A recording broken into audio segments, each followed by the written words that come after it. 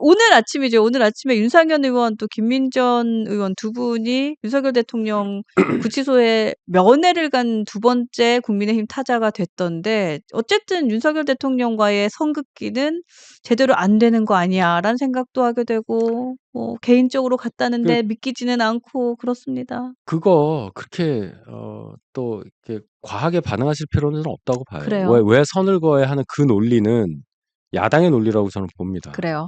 저희가 배출한 대통령이고 저 또한 그분을 위해서 선거 때 뛰었고 음. 그동안 여당의 대변인으로 활동을 했고 그 마당에 윤 대통령이 저렇게 됐으니까 선거라, 손절해라 하는 얘기는 정치를 떠나서 인간적으로 그건 한계가 있다고 봐요. 아 그래요. 예. 그 역시도 뭐 현실적인 얘기죠. 저는 그 얘기입니다. 그래서 왜 빨리 선긋기를 안 해라고 조급하게 말씀하시는 분들도 있지만 네. 과정이라고 제가 말씀을 드렸어요. 음. 한 번은 갈 수 있다고 봅니다. 한 번은. 예. 그거는 그걸 비난하는 것 자체가 크게 저는 효용이 있다고 보지 않아요. 음. 야당에선 계속 그렇게 얘기를 하지만. 네. 다만 인제 그걸 가지고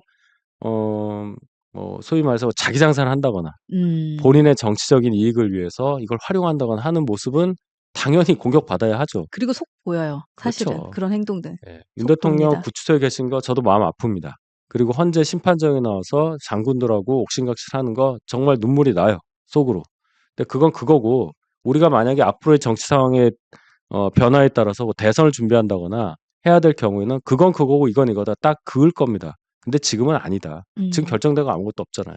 그럼 언제가 돼야 될까요? 왜냐하면 제가 이 질문을 드리는 이유가 국민의힘의 지도부는 어쨌든 조기 대선에 조차도 얘기하지 않고 있는 분위기잖아요. 그리고 지금 탄핵 심판을 보면 그래도 탄핵은 인용될 가능성이 높다는 말들이 더 많은 상황이고요.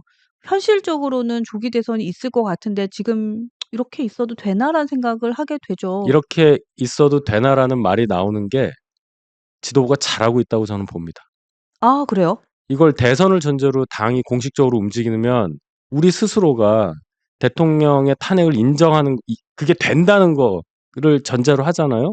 그럼 그랬을 때 우리의 지지 기반의 일부를 구성하고 있는 분들이 등을 돌리게 될 수밖에 없어요. 우리는 다 안고 가야 되는 입장인데 네. 그러니까 그런 움직임을 물밑으로 하는 겁니다.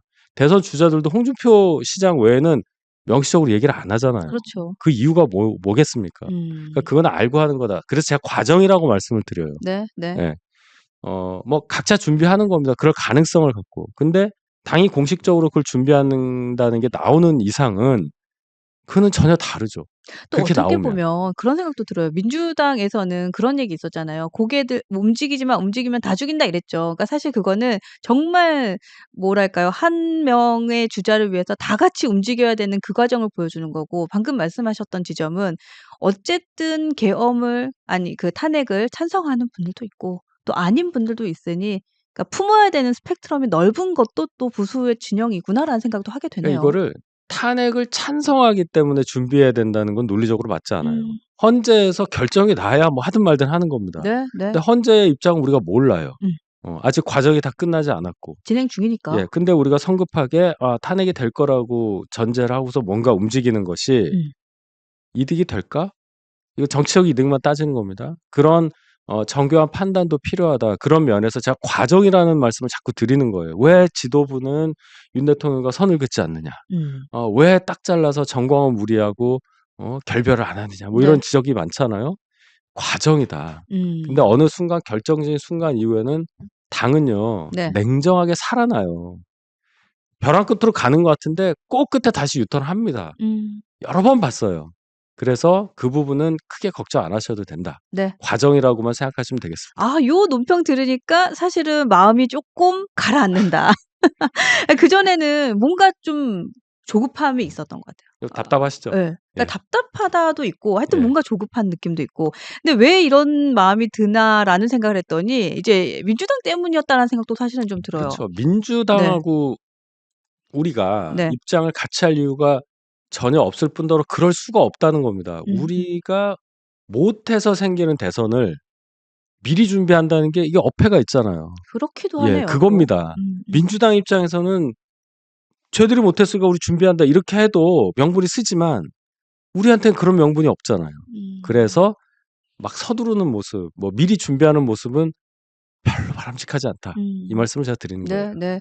민주당에서는 이미 조기 대선을 이재명 대표를 중심으로 해서 시작을 했죠. 우클릭 행보도 계속해서 나갔고 오늘은 이런 기사가 떴더라고요. "조기 대선에 공약 작업을 착수한다." 이런 얘기도 하고 "문 정부 성찰도 담는다." 음. 이런 얘기하시는데 근데 그럼에도 불구하고 문 정부의 성찰도 담는다고는 하지만 비명 행사한 분들한테 사과는 아직 안 하셨고 안 할 것 같다는 생각도 들고 요거 어떻게 보셨어요? 그렇죠. 문정부 성찰을 담는다는 얘기는 "비명계하고는 전혀 우린 대화할 생각이 없어."라는 음. 의미잖아요.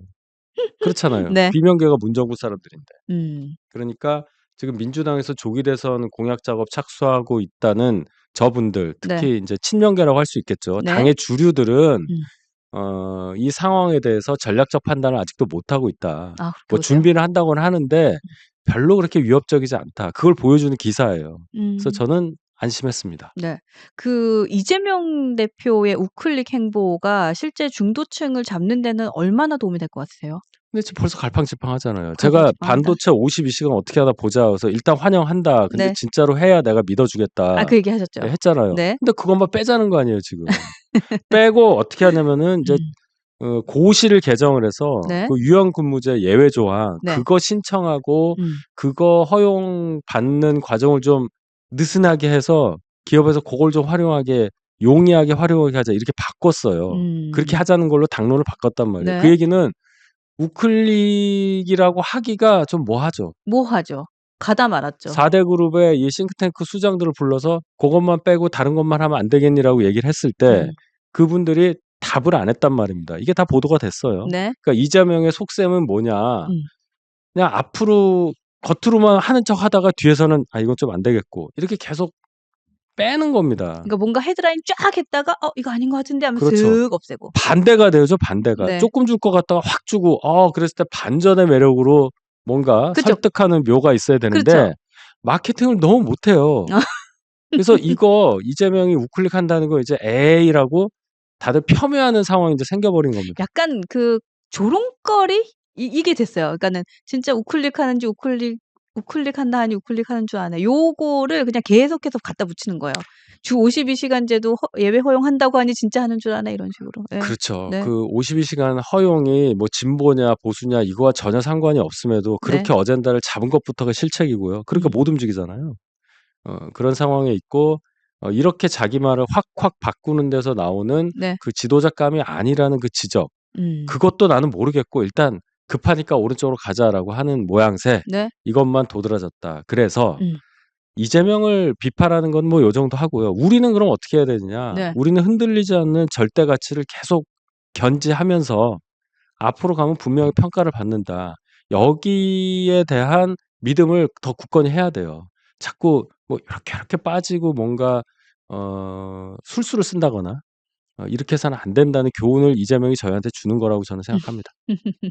좋습니다. 근데 이재명 대표의 측근인 김용 씨가 어제 법정 구속됐더라고요. 네. 요 얘기까지는 하나 더 해 보고 저 싶어요. 사람 표정 보세요. 저게 아마 보석 상태여서 네. 재판받으러 가기 전에 인제 자유의 몸으로 평상복 입고 들어오면서 웃으면서 "재판 끝나고 더 얘기할게요." 음. 아마 요 장면으로 보여요. 그러니까 지금 저희가 이제 기사 한번 띄워 봐 주시겠어요? 이분이 어저께 그러니까 보석 상태에서 재판받다가 거기서 다시 법정 구속됐고 그렇죠. 그죠. 보석이 바로 취소가 됐으니까. 그렇죠. 근데 진짜 표정을 보면 '예상치 못했다.'라는 생각을 하게 되네요. 이게 네. 들어보니까 법정 구속되는 게 최악이래요. 예. 아. 자기는 이러고 그냥 거기서 구속해 버리면 여기서부터 인제 구치소에서 입는 옷으로 바꿔야 바로 되고 멘붕 오죠. 예 뭐 네. 다 뺏기고 그냥 들어가 버려야 되는 거잖아요, 근 아무런 준비도 없이. 그쵸. 근데 정치인들은 사실은 그렇게 법정 구속이 흔하지는 않죠. 뭐 현직 의원에 대해서는 좀 봐 주고 뭐 네 조국 네. 대표도 그런 식으로 했다가 그랬죠. 결국은 들어갔습니다. 네네. 근데 이제 저분은 아마도 판결 난 이후에 판사한테 외치고 뭐 "그동안 뭐 한 음. 겁니까?"라고 항의한 걸로 봐서는 법정 구속은 당연히 전혀 생각 안 했고 음. 저 징역 5년 1심 결과도 많이 바뀔 거라고 아마 생각했던 걸로 그러니까 형량좀 줄 보여요. 줄 알고 왔다가 저렇게 된 것 예. 같아요. 그렇게 그죠? 인제 자기 유리한 대로만 생각하다가 내가 증거도 이렇게 됐는데 '아이 2 심에서는 뭐 바뀌겠지.' 아마 그랬을 겁니다. 그래서 음. 우리는 이 메타 인지가 중요하다. 나는 누구고 나는 지금 어디에 있고 나는 지금 어떤 상황에 있고 지금은 몇 시고 이걸 정확히 판단하고 있어야 저런 꼴을 안 당한다. 네. 이재명한테도 해당되는 얘기입니다. 아이 그럼요. 지금 여러분들 글 주시는데 혹시 저 언어 아세요? 꼬방시다? 저 뭡니까? 그죠. 꼬방시다. 제가 저희 방송을 진짜 전국에서도 뭐 보시고 고소하다 뭐 이런 겁니까? 고소하다 이거를 꼬방시다 이렇게 그래요? 얘기하신대요. 예. 이제 하나 더 가르쳐 드릴까요? 혹시 눈길 오늘 오실 때 안 넘어지셨어요? 넘어지질 않았는데. 그러셨어요? 예. 넘어졌다를 쪼끔 더 창피하게 얘기하면 자빠졌다잖아요. 자빠졌다. 예. 자빠졌다를 경상도에서 어떻게 얘기하는 줄 아세요? 오늘 아침에 또 제가 배웠어요. 네. 제가 오늘 오다가 출근할 때 "자빠졌습니다." 이랬더니 네. 경상도에서는 "자빠라지다." 이렇게 자빠라진다. 제가 친가가 경남인데 제가 네. 처음 들었습니다. 그렇죠. 예. 저도 처음 들었어요. 그래서 자빠라지다. 여러분들 많이 알려주시더라고요. 자빠라진다. 네. 예, 알겠습니다. 자빠라지다. 예. 네. 꼬방시다, 자빠라시다. 네. 우리나라 굉장히 많은 말들이 있다라는 생각을 하게 됩니다. 네. 디비졌다는 뭐예요? 뒤집어졌다? 예. 디비졌다, 뒤집어졌다. 뒤집어졌다 예. 이런 말이에요? 네. 고맙습니다. 네. 네. 여러분들 웃으셨다면 그래서 기분이 좋다면 좋아요 한번 눌러주세요. 고맙습니다. 이재명 왈 "나 지금 떨고 있니?" 이런 글도 주셨는데 어쨌든 이재명 대표와 유관된 사건에서 그리고 또 최측근인 김용 씨가 구속이 됐기 때문에 아마 이재명 대표도 뭐 지금 '마음이 좀 무겁지 않을까?'라는 생각을 하게 되네요. 이재명 대표는요. 네. 재판이 하나가 아니고 5개잖아요. 음. 지금 이제 5개 관련된 겁니다. 근데 네. 지금 우리가 얘기하는 거는 이제 위증교사 외에도 공직선거법상의 허위사실 그거만 지금 얘기하고 있잖아요. 네. 네. 그게 이제 진행이 제일 빠르니까 얘기하는 건데 재판이 5개다. 맞아요. 이거 보시자고요. 자, 공범 이화영은 몇 년 받았냔 말이에요. 7년 8개월이잖아요. 그쵸. 2심에서. 엄청 예. 중형이죠. 그리고 공범한테 그렇게 센 형을 냈다고 그 재판부를 기피 신청을 했잖아요. 그래놓고서 무슨 윤 대통령이 헌재 이 과정을 지연하려고 하는데 그 말을 할 수가 있습니까?